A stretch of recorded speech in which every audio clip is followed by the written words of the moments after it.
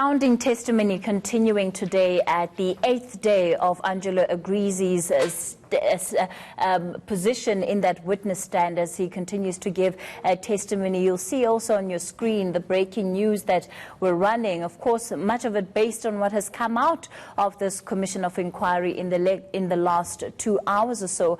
Angelo Agrizi taking us through the kind of relationship that the organization had with the former SAA chairperson and the chairperson of the Jacob Zuma Foundation, Dudu Myeni. He's detailed how she received monthly payments of 300,000 rand. This was particularly because of her close relationship with the former president, Jacob Zuma. Agrizi going as far as to say that she was quite influential over the president and that she was crucial in ensuring that they had the president's support. And of course, much of these monies that were paid out presumably then were taken and given to the president, confirming that he speaks about a meeting which involved Gavin Watson, who was the Bosasa CEO, and one of the executives, Joe Gumede, who traveled to Nkandla with cash on hand in a bag. Watson, of course, giving the former president this money and also asking him whether or not he'd been receiving the other payments that they were channeling through Myeni, and the president apparently confirming that he had been receiving all the monies. And much of this influence, how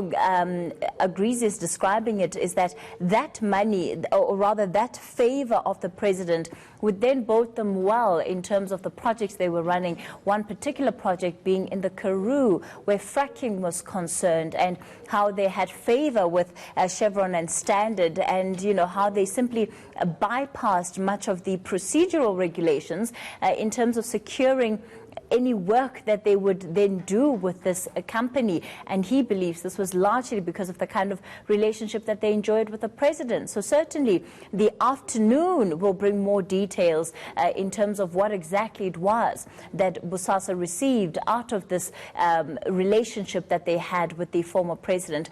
As this Commission of Inquiry is taking place, certainly this morning, many people have been on their laptops or on their computers typing away furiously, giving responses to what has come out earlier.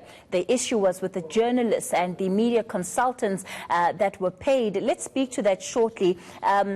We've already had a statement from Pinky Kobani, who has been named as one of the people that had been a media consultant, rather it was a journalist that had been paid. She's refuting those allegations.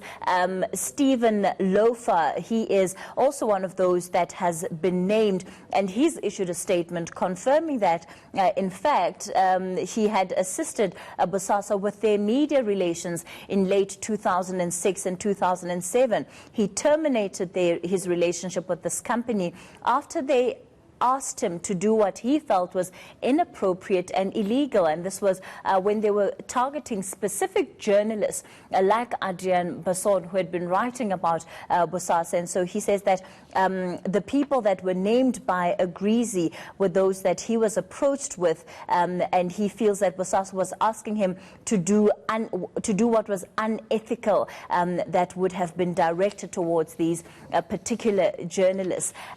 Coming back to Dudu Myeni, she also releasing a statement this morning, or this afternoon rather, as her name has been mentioned, and again refuting the claims that are being made by Angelo Agrizi. One person who's been able to get her on the line is our reporter Samkele Maseko. Sam, I think people are literally running wild as their names are popping up at the State Commission of Inquiry. Quite frankly, I haven't seen this many quick responses to the testimony that is being given by Agrizi. But the allegations against Dudu Myeni are astounding, to say the least. Let's talk about what she had to say to you when you managed to get on the line. Well, Kathy, firstly, she didn't release a statement. We had called her with our head of input, our head of input, that would be Regani Alchi. We spoke to her over the phone. Dudu Myeni is basically saying that Angelo Agrizi is a bitter, racist man who is against anti-women, anti-black women, and anti-transformation.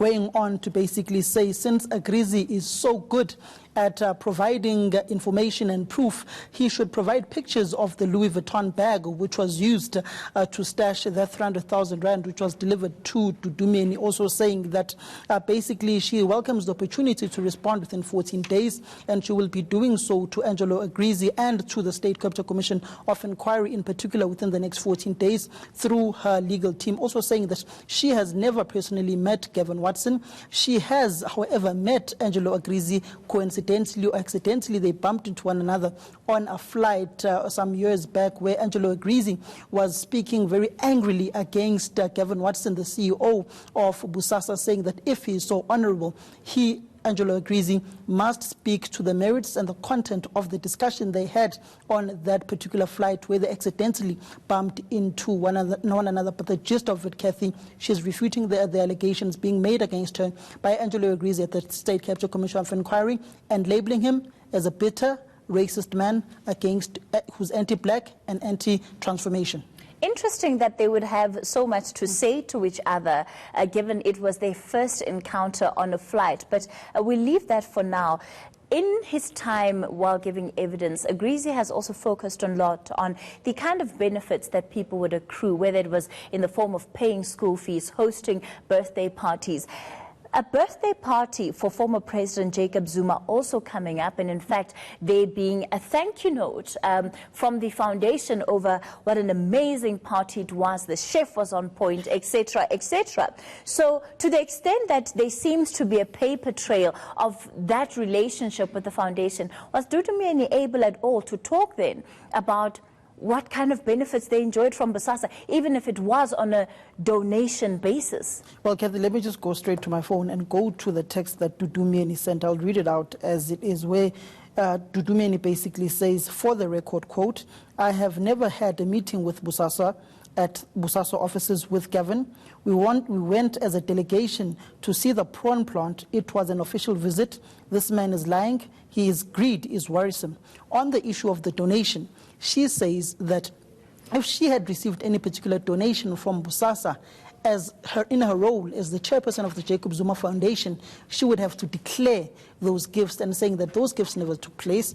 If indeed Angelo Agrizi is saying those gifts took place, that 300,000 rands and that Louis Vuitton bag, he must provide proof in forms of pictures, since he is very good at that, in the words of Dudu Myeni. Also saying that they, as the foundation, did approach Bosasa for a donation towards former President Jacob Zuma's birthday, which was received, and Angelo Agrizi and Bosasa were not strong-armed into donating to the former president's birthday.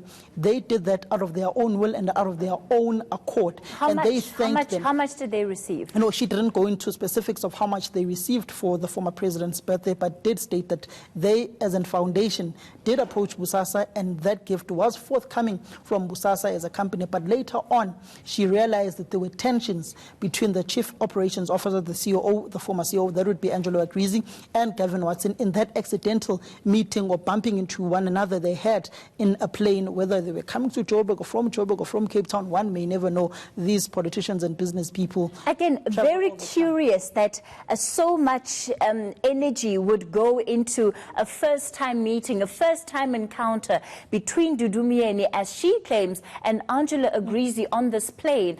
But certainly, from what she's told you, that conversation will also be instrumental in terms of shedding light between Agrizi's relationship with Gavin Watson, and perhaps it points to the fallout that these two men had, given they had worked together for such a long time. But again, these are the details that we'll have to wait and see how they unfold. But just to remind you again this morning, Dudu Myeni issuing a statement confirming that in fact, she only met Angelo Agrizi once, and that she knows nothing of these monies, which he alleges had been given to her, 300,000 rand on a monthly basis, which Agrizi further says was set for the former President Jacob Zuma. And he details a meeting where he says Gavin Watson and another executive, Joe Gumede of Bosasa, traveled to Nkandla to confirm that the president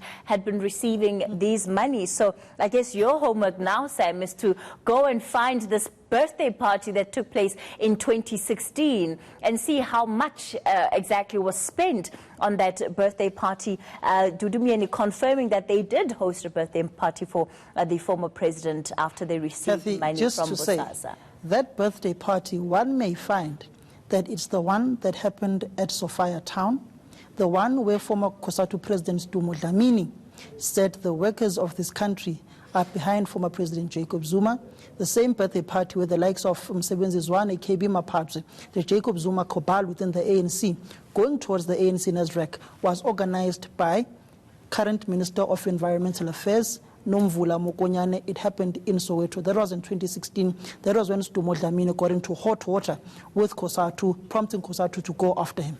I specifically remember that birthday from the pictures that were taken. It was a huge birthday party, and the former president, flanked by his wives, were cutting into that big cake. But Sam, we'll leave it there for now. We'll give you a chance to go do your homework properly. Sam, just speculating on which birthday it may have been.